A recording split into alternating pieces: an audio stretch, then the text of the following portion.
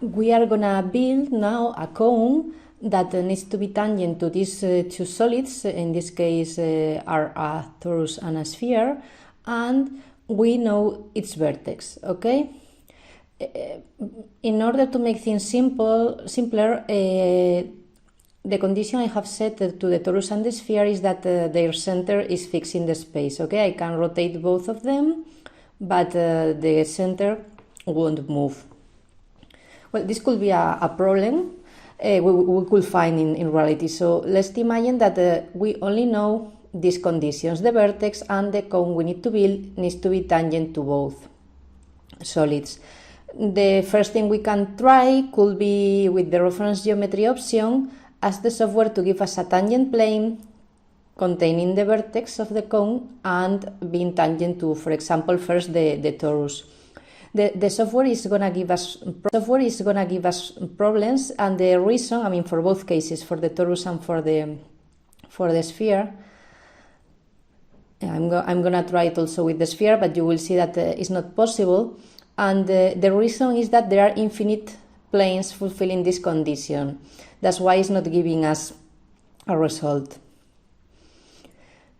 Well, so the option we have now is, if this doesn't work, which will be the simpler thing to do, is to create a plane tangent to each solid, to its surface at a particular point of the surface inside its part, and then force these tangent planes to also contain the vertex, the point that is going to be the vertex of our cone. So I'm going to edit the torus. I ask for a 3D sketch, and on this 3D sketch I draw a point on the surface of the torus. Now with the reference geometry inside the part, I ask for this plane passing through this point and tangent to the torus. Since this plane has been built inside the part, it's going to move together with the torus in the assembly, okay?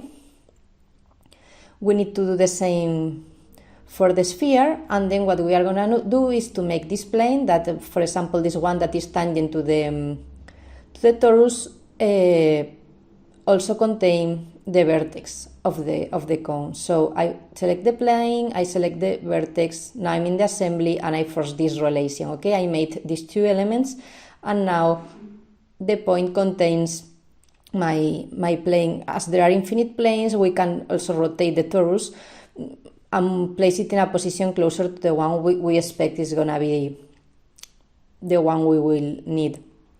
I'm going to reproduce the same on the sphere. I edit this part. I have created a 3D sketch on the surface, and now with reference geometry containing this point, I create a plane tangent to the surface of the sphere.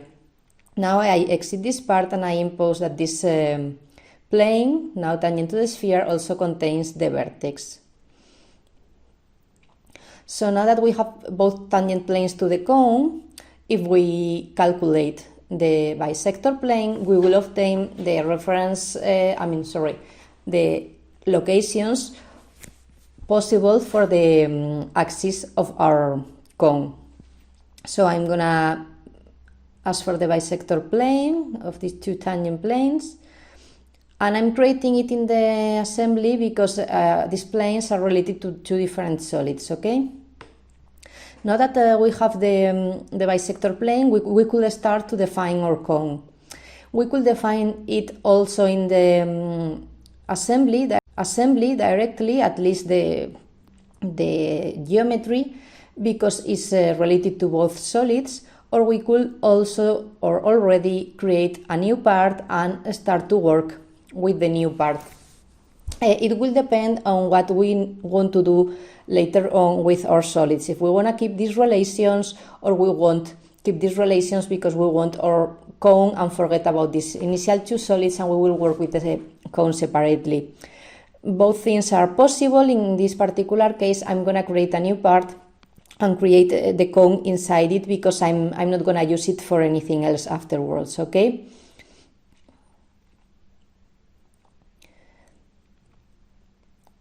Well, so I have created this part, I edit it, and now I'm going to start, as always, with a 3D sketch in which I'm going to define the geometry of the cone.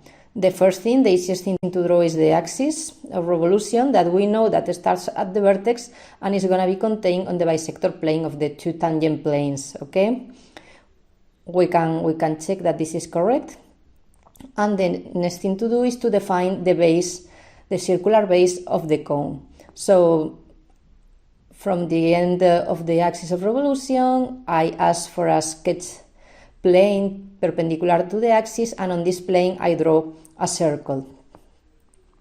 If we now force this circle to be tangent to any of the planes, it's already going to be tangent to the other one because the axis is, or its center is contained in the bisector plane and is perpendicular to it, the circle. Well, so this could be a possible solution for our cone. If they will give us more data as the direction of the axis, the size, radius, or anything, we could fully fix it. We don't know this data, but in any case, I'm gonna create a cone with this random data that fulfills the conditions given to make it visible, so we can check that our construction was correct. So I'm gonna create this generatrix, the plane containing the generatrix and the axis of revolution, which is gonna help me to generate the 2D sketch I will need for the revolution and create the solid. I needed to also connect these 2 points, so now we have also a radius of the base. I'm gonna ask now for the 2D sketch on this plane, and I'm gonna convert the entities we need, and now with operations we can do the revolution of selecting the axis of the cone. So now you can clearly see that we have generated a cone having the vertex given and tangent to both of the solids. We can see that the tangent planes are tangent in fact to both of the solids, and we can see the contact points we had defined before between the different solids and our cone.